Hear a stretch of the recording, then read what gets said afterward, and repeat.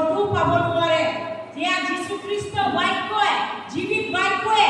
বাইবেলৰ ইয়াত কোৱা হৈছে यदि तुम मेरे आज्ञाओं को मानोगे यदि तुम्हें मोर आज्ञा को पालन करा तो